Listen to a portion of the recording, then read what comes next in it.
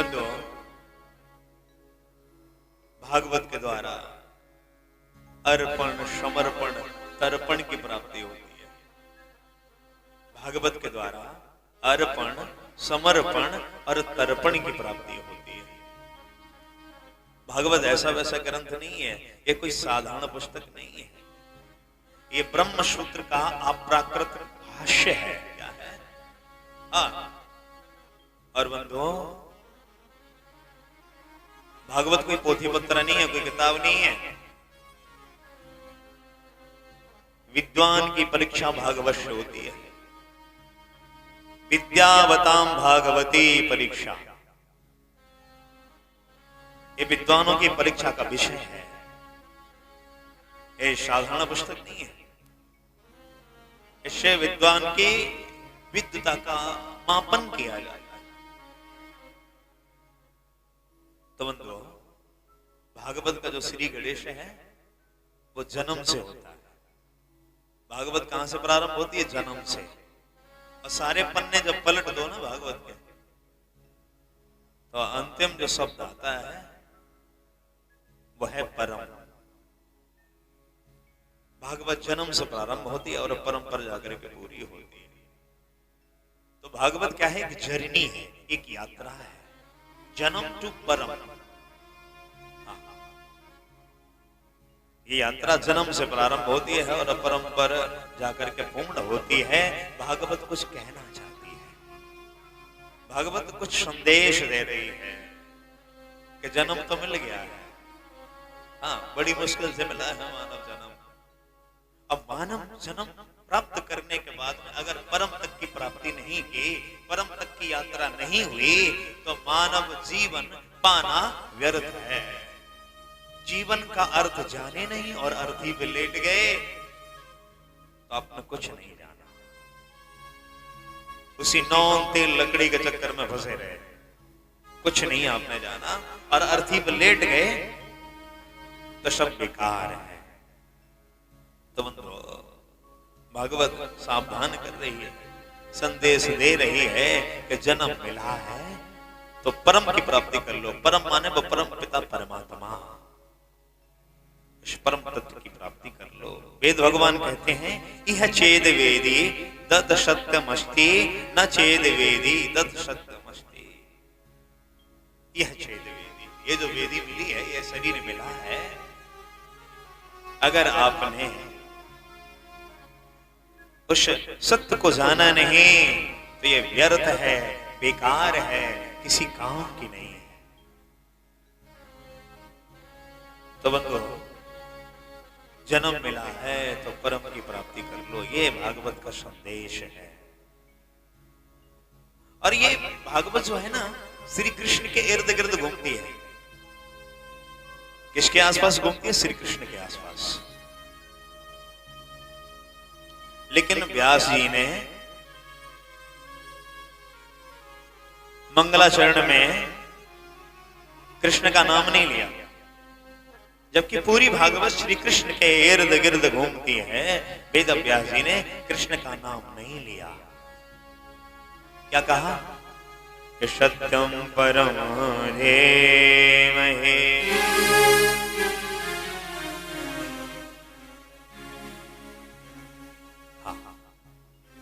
रामम परम धीमहि नहीं कहा, कृष्णम परम धीमहि नहीं कहा, शिवम परम धीमहि नहीं कहा, दुर्गा परम धीमहि नहीं कहा। अगर कृष्ण का नाम ले लेते तो कृष्ण को जो मानने वाले हैं, जो जानने वाले हैं, वो कहते नहीं नहीं ये ग्रंथ मेरा है। अब फिर तो ये पचड़े में फंस जाता, प्रपंचों के चक्कर में फंस जाता। यहाँ किसी देवी देवता का नाम नहीं लिया, कृष्णम परम धीमहि नहीं कहा, रामम परम धीमहि नहीं कहा, शिवम परम धीमहि नहीं कहा। क्यों नहीं कहा? कि अगर कृष्ण का नाम ले लेते तो कृष्ण को जो मानने वाले हैं वो कहते मेरा ग्रंथ है।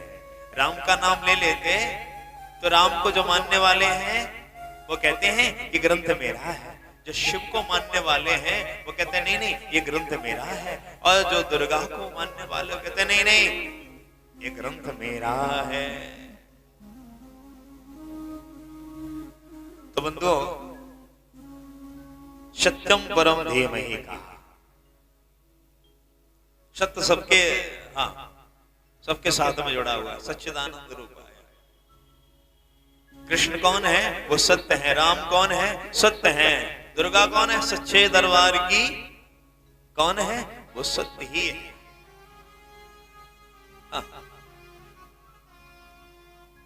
तो बंधो, सच्चाई में वो सब है।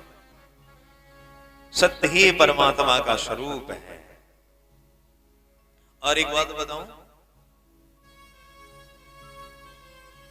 संसार को सत्य कहा गया है और परमात्मा को परम सत्य कहा गया है। संसार के लिए सत्य का प्रयोग किया गया और परमात्मा के लिए परम सत्य का प्रयोग किया गया है। अच्छा, सत्य और परम सत्य में अंतर क्या है? संसार सत्य है और परमात्मा परम सत्य है। सत्य और परम सत्य में अंतर क्या है?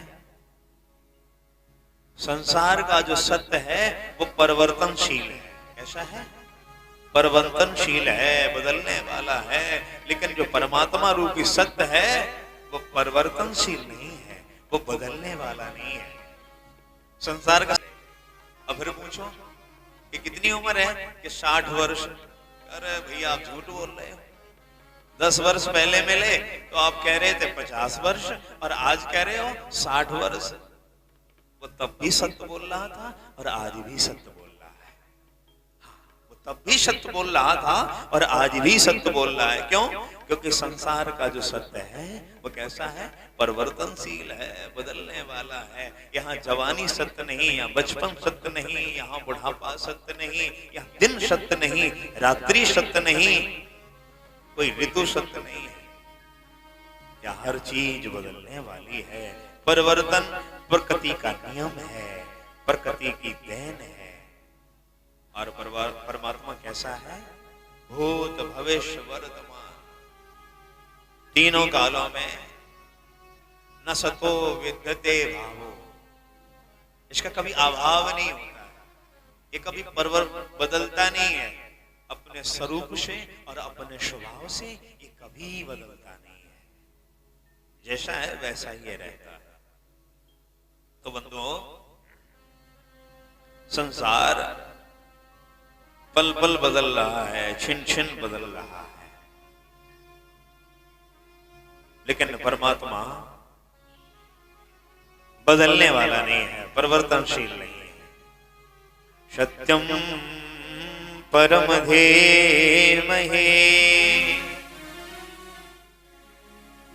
और एक बात बताऊं, धीमहि शब्द जिसके पीछे लग जाता है वो गायत्री मंत्र बन जाता है। गायत्री मंत्र, गायत्री का मतलब गायंतम त्रायते गायत्री, जो गाने वाले का त्राण करे। त्राण का मतलब मारना नहीं है। त्राण का मतलब क्या है? रक्षण करना। क्या है? रक्षण करना। जो गाने वाले की रक्षा करे वो गायत्री है। भाई जैसे मंत्र, मनना त्रायते मंत्रा, जिसका मनन करो और फिर वही मनन करते करते फिर वही मंत्र आपका सुरक्षा घेरा बन जाता है, चक्र बन जाता है, फिर वो आपकी रक्षा करने लग जाता है। तो जो गाने वाले की रक्षा करे वह है गायत्री। गायंतम त्रायते, तीन चीजों से जो बचाए, गायत्री करके बैठो तब तो कथा पल्ले पड़ेगी। ये गंगा है। भागवत क्या है? गंगा है। भागवत रूपी भागीरथी है। जैसे गंगा अपनी मस्ती में बहती है, ऐसे ही कथा। भागवतम रसमालय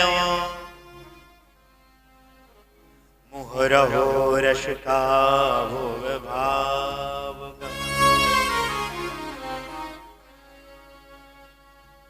भागवत क्या? अथ वेदा, वेद रूपी कल्प वृक्ष का पका पकाया फल क्या है? श्रीमद् भागवत। और बंधो, रामकृष्ण परमहंस जी कहते हैं कि शुक मुखा द्रव मृत संयुतम, कि जीवन में वृक्ष मत गिनिए, फल खाइए। अगर आप वृक्षों को गिनने में लगे रहे तो फल का जो रस है उसके आनंद से आप चूक जाओगे। भारत में एक बड़े दिव्य संत हुए, धर्म सम्राट करपात्री जी महाराज। जीवन भर करपात्री जी महाराज इन्होंने एक बहुत बड़ा आंदोलन किया 84 के आसपास गौरक्षा के हेतु।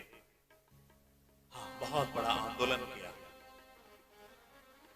तो इनके ऊपर गोलियां भी चली थी, गोलियां भी चली इनके ऊपर। तो धर्म सम्राट करपात्री जी महाराज कहते हैं, जीवन भर इन्होंने वेदांत पर प्रवचन किया, वेदों पर प्रवचन किया, जीवन भर वेदों के ऊपर बोले, वेदांत के ऊपर बोले। और जब अंतिम समय आया, जब बिस्तर पर गिरे, तो अपने शिष्यों से कहा कि बेटा हमें भागवत सुनाओ। क्या कहा? हमें भागवत सुनाओ, हमें राम कथा सुनाओ। तो शिष्य बोले, गुरुदेव जीवन भर आप वेदों पर बोले हो, वेदांत के ऊपर आपने प्रवचन किया है, और अब आप जब आपका अंतिम समय आने लगा है और अब आप कह रहे हो कि हमें भागवत सुनाओ, ये बात हमारे पल्ले नहीं पड़ी। तो धर्म सम्राट करपात्री जी महाराज भी यही बात कह रहे हैं रामकृष्ण परमहंस वाले, कि बेटा जीवन भर हमने वृक्ष ही गिने हैं, हाँ फल नहीं खाया है। वेद है वृक्ष और भागवत है उसका पका पकाया फल। तो भागवत ऐसे वैसे नहीं है, वेद रूपी कल्प वृक्ष का पका पकाया फल है। सुख मुखा द्रव मृत संयुतम। अरे ये फल और मीठा हो गया है, पका पकाया तो है, पके हुए फल को आप आंख मूंछ के खा लो, वो मीठा होगा। लेकिन इस फल में सुखदेव महाप्रभु की चोंच और लग गई, तो इसकी मिठास और बढ़ गई। कैसी बढ़ गई? और मिठास बढ़ गई। तोता जिस फल में चोंच मार दे उसको आंख बंद करके आप खा लो, वो मीठा होगा। ऐसा क्यों? क्योंकि तोते की जो निगाह होती है बड़ी पैनी होती है, उसी फल में मारता है चोंच जो मीठा होता है। में मिठास है कि जिस फल में लग जाती है वो फल मीठा हो जाता है। एक बहुत बड़ा, देखिए तोते को आप देखिए, अब आम की सीजन आने वाली है, अब देखना तोता जब आम के वृक्ष पे बैठने के लिए जाए ना, तो पहले वृक्ष की परिक्रमा करेगा। क्या करेगा? पहले परिक्रमा करेगा, और परिक्रमा करने के बाद में वृक्ष पे बैठेगा। वृक्ष वही है, वही डाली है, लेकिन स्वभाव का अंतर है। किसका अंतर है? स्वभाव का अंतर। उसी वृक्ष पर आकर के गीध बैठा, हाँ? उसी आम के वृक्ष के आकर के गीध बैठा, और गीध देख रहा है निगाह उठा करके। वो फल की तरफ उसकी निगाह नहीं है, क्योंकि फल खाना उसके स्वभाव में नहीं है। वो देख रहा है कि मरी भई भैंस कहां पड़ी है, हाँ उसकी निगाह है मरी भई भैंस पर। भैंस तालाब में जाए ना, तो एक जोंक होती है, जोंक तालाब में, वो भैंस के थन में लग जाती है। विचार करो, और थन में दूध भी है, लेकिन वो दूध नहीं पीती, खून पीती है। क्यों? क्योंकि दूध पीना उसके स्वभाव में नहीं है, खून पीना उसके स्वभाव में है।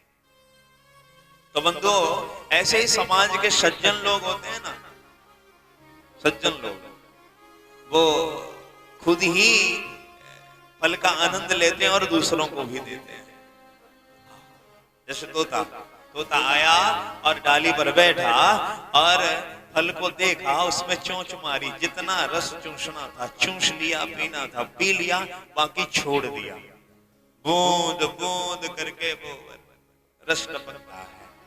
वो जीव जंतु उस फल तक पहुंच नहीं सकते, उसका रस चख नहीं सकते, वो एक बूंद बूंद करके टपकता है, तो वो जीव जंतु भी उसका आनंद ले लेते हैं। तो बंधु, ऐसे ही सुखदेव जी महाराज ने 5500 वर्ष पहले इस फल में ऐसी चोंच मारी, ऐसी वो रस टपकाया परीक्षित के माध्यम से, आज तक उस रस का आनंद हम लोग ले रहे हैं। ऐसी चोंच मारी कि परीक्षित के माध्यम से आज भी हम लोग उस रस को पान कर रहे हैं। तो बंधु, आज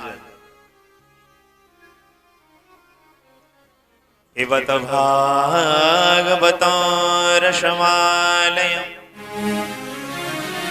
भागवताकार कहते हैं कि फल को पियो। भैया फल कहीं पिया जाता है? विचार करो, चूसने वाले चबाने वाले फल तो सुने हैं, लेकिन पीने वाला फल पहली बार सुनता हूं। आओ कोई ढकेल पे खड़े हो जाओ, कोई कहे कि लो सेव पियो, तो सेव कोई पीने की चीज है? नहीं कोई पी सकता। भाई मिक्सी वगैरह की बात छोड़ो, फल जिसमें छिलका होता है, गुठली होती है ना, उसको चूसा जाता है, चबाया जाता है। भागवताकार कहते हैं लेकिन ये फल कैसा है, ना इसमें छिलका है ना गुठली है, केवल रस ही रस है। इसलिए इसको पान करो। और कहां से? कानों से। कहां से पान करो? कानों से पान करो। और जो बात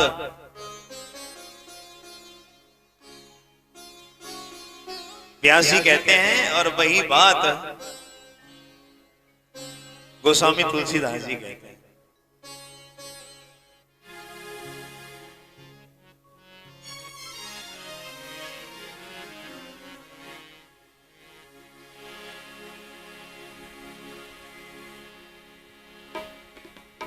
राम चरण रति जो चहे, अथवा पद निर्वाण, भाव सहित सोये कथा, करहु श्रवण पुट पान। कानों से पान करिए। अच्छा, कानों से पान करने का एक विज्ञान है। कानों से पान करने के लिए क्यों बताया? इसमें भी एक विज्ञान छुपा हुआ है। क्या विज्ञान छुपा हुआ है? कि मुंह कुछ लेता है तो कुछ देता भी है। ध्यान देना, मुंह से कुछ लो तो फिर मुंह कुछ देता भी है। ज्यादा खाते जाओ तो फिर क्या होता है?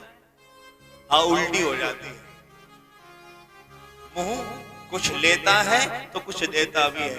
नाक कुछ लेती है तो कुछ देती भी है।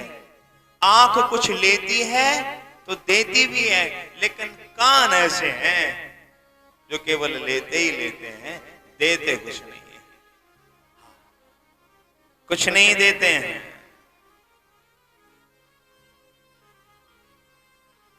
तो जिनके श्रवण समुद्र समाना, समुद्र समाना, भरई निरंतर होए न पूरे। हाँ, ये कभी इनकी प्यास नहीं बुझती है। निरंतर भरते रहो। तो मुंह कुछ लेता है कुछ देता है, नाक कुछ लेती है देती है, आंख कुछ लेती है देती है, लेकिन कान ऐसी इंद्रिय है जो लेती है, देती कुछ नहीं है। इसीलिए कहते हैं कि पिबत भागवतम रसमालयम्, रसिका भव भावका। दो लोगों को पान करा रहे हैं, दो नाम लिए, एक रसिक और दूसरा भावुक। रसिक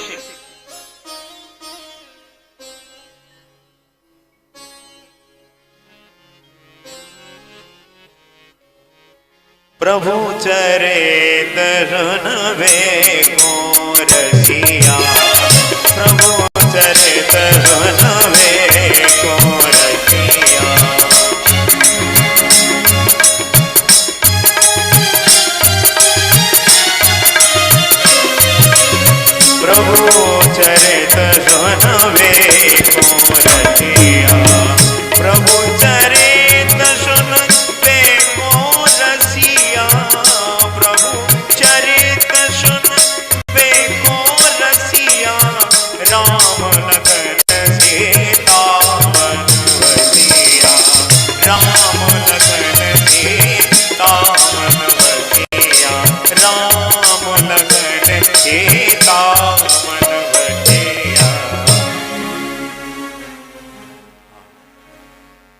प्रभु चरित सुन में कौन रसिया।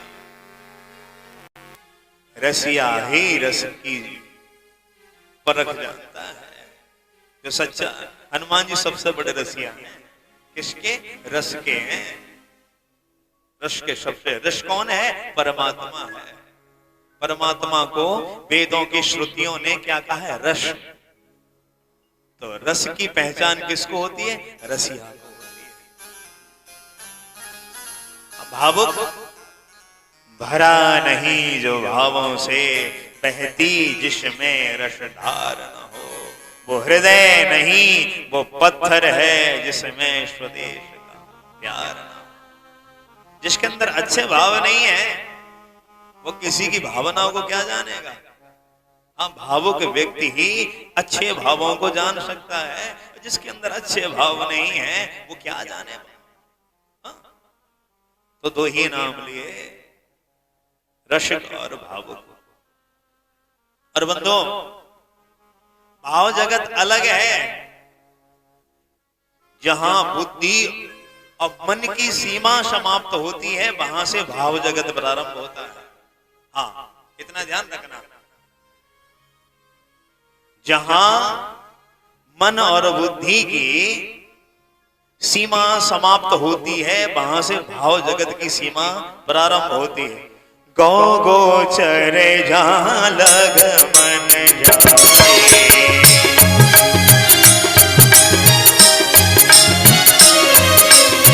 गौ गोचर जहां लग मन जाए।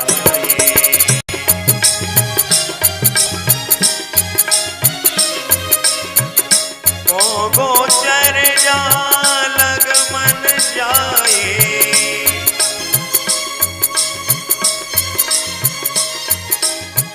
गौ गोचर जहां लग मन जाई।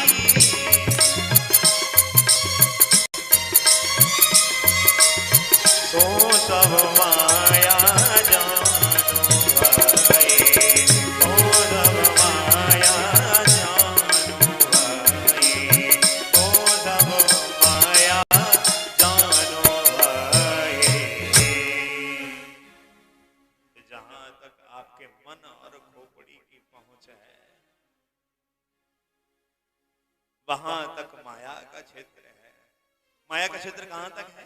जहां आप मन, आपके मन की और खोपड़ी की, खोपड़ी इसकी पहुंच है ना, वहां तक माया का क्षेत्र है। और जहां मन की, बुद्धि की पहुंच, सीमा समाप्त होती है वहां से भाव जगत प्रारंभ होता है। तो बंधु, दो ही नाम लिए, रस का भाव का। वैसे तो ये जो प्याऊ है ना, कैसी है? सार्वभौम प्याऊ है, ये सबके लिए है। लेकिन पानी का महत्व प्यासा समझता है। जिसको प्यास ना लगी हो, जबरदस्ती पकड़ करके प्याऊ पे लाओ तो वो पानी नहीं पिएगा। क्या करेगा? व्यर्थ प्रश्नों की झड़ी लगा देगा। घड़ा धोया है कि नहीं धोया है? जल कहां से लाए हो? कहीं नदी नाले का तो नहीं ले आए हो? और यही अगर प्यास लगी होती तो ये नहीं पूछते धोया कि नहीं धोया, कहां से लाए, कहां से नहीं लाए, तुरंत पीने लग जाता है। तो पानी का महत्व प्यासा समझता है।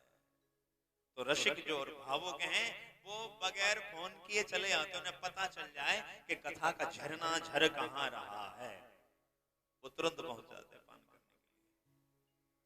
तो बंधुओं, बड़ा दिव्य मंगलाचरण किया।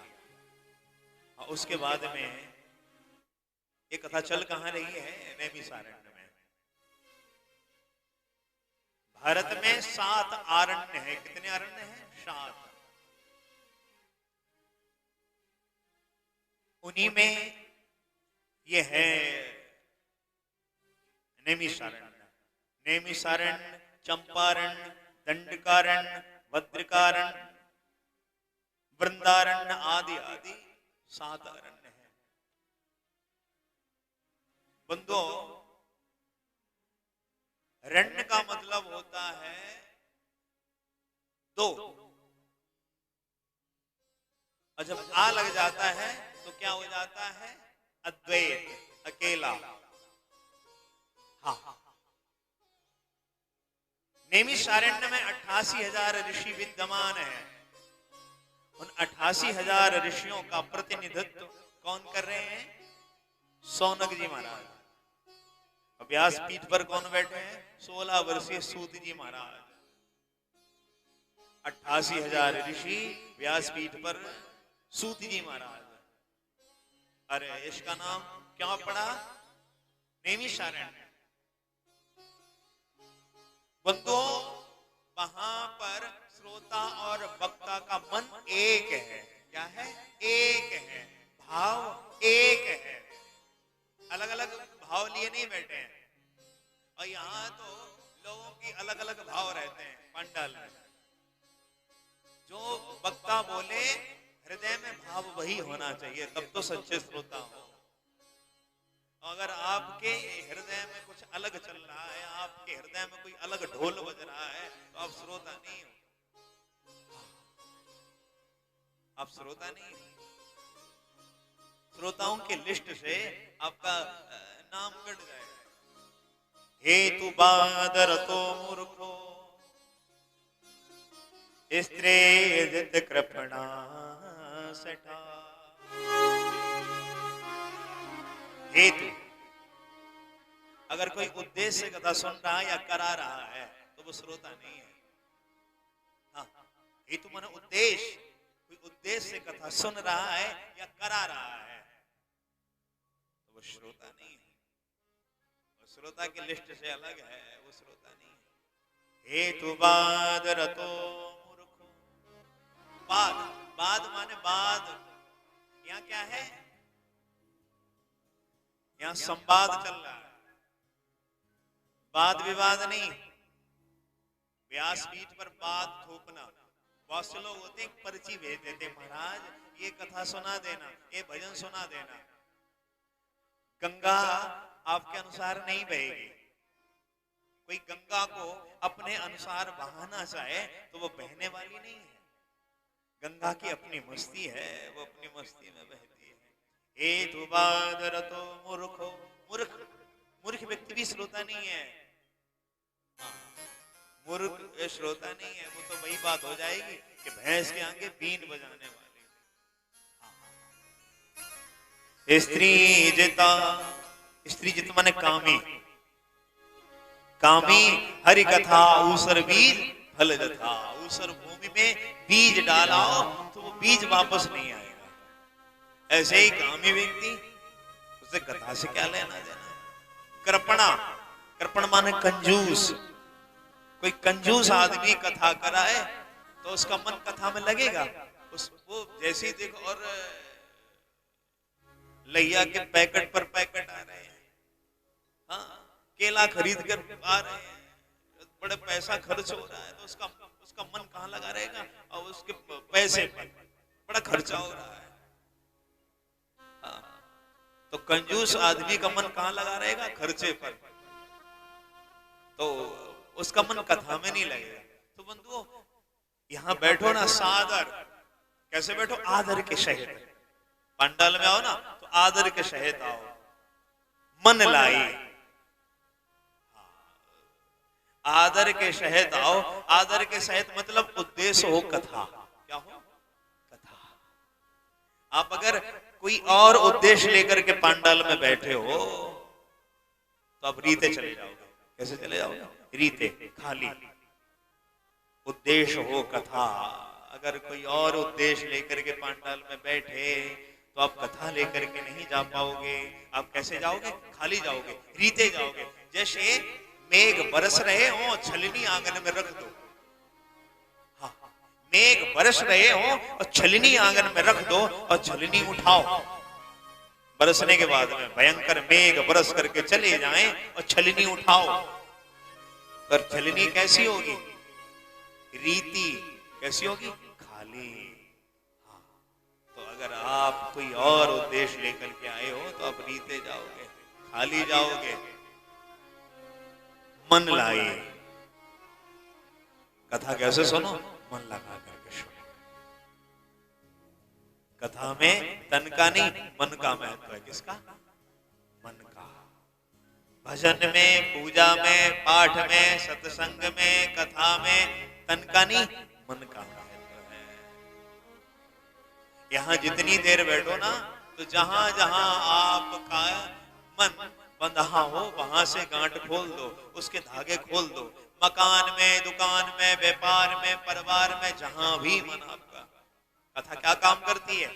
जन्मों के भटके हुए मन को सुधारने का काम करती है। कथा से जन्मों का भटका हुआ मन सुधरने लगता है।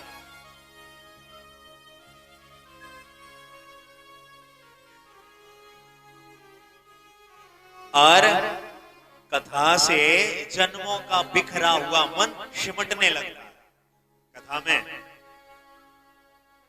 कथा में ये शक्ति है, कथा का ये परिणाम है। तो सादर सुनो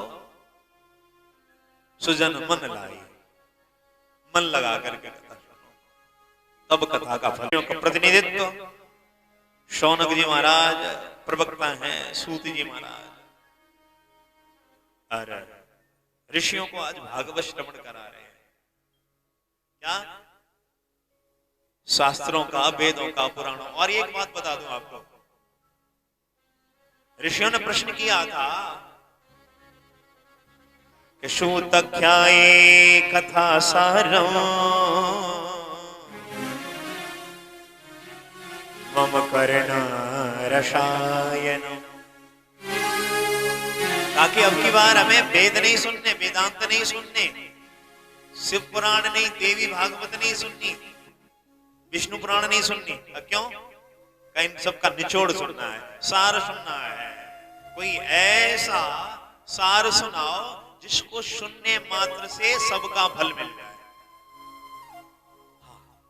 तो कहा कि मैं तुम्हें भागवत सुनाऊंगा। अगर आपने भागवत सुन ली तो आपने चारों वेद सुन लिए। अगर आपने भागवत सुन ली तो 6 शास्त्र सुन लिए।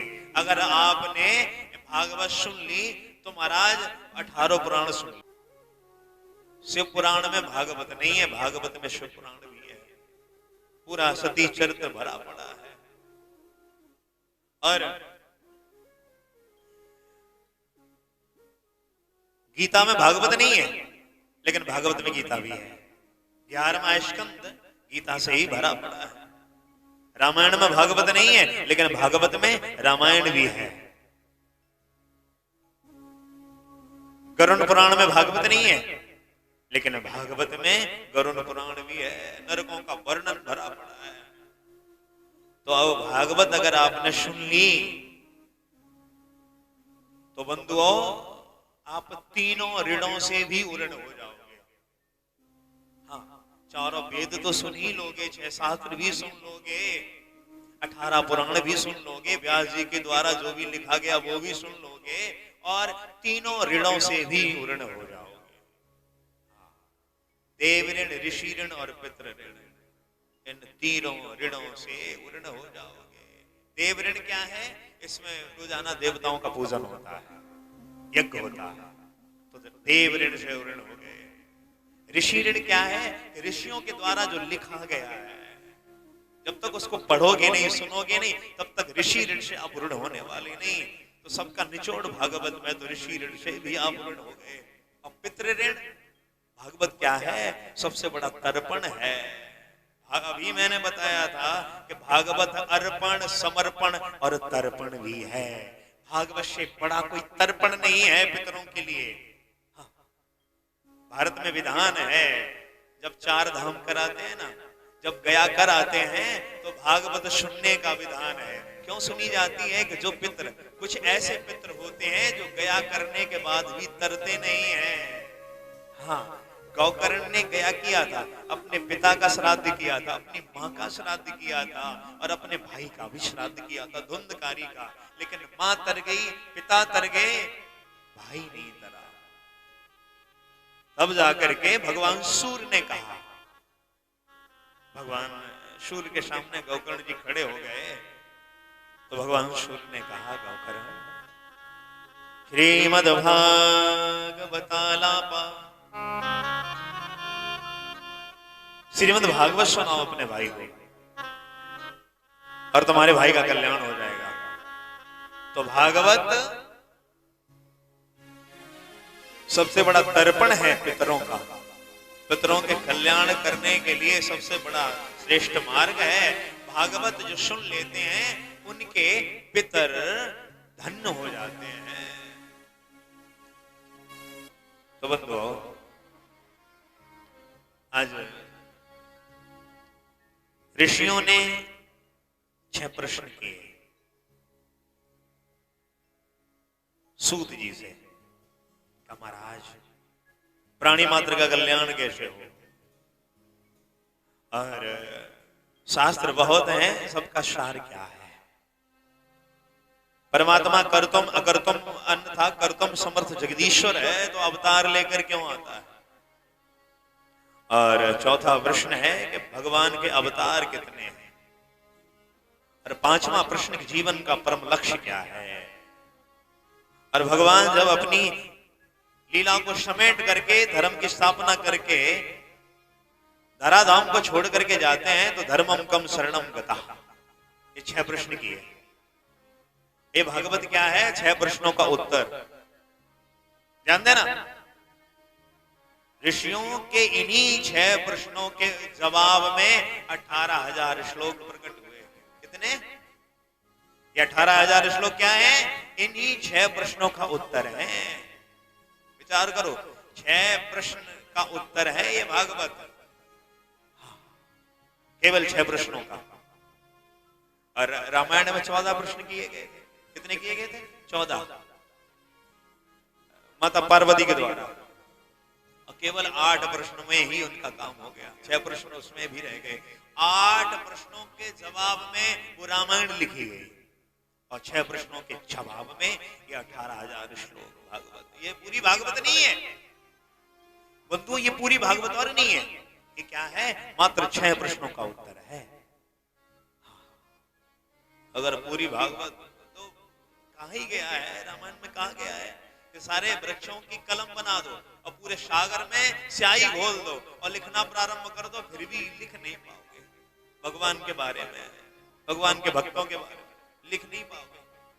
हरि अनंत, हरि कथा अनंता। तो ऐसी भगवान की दिव्य कथा।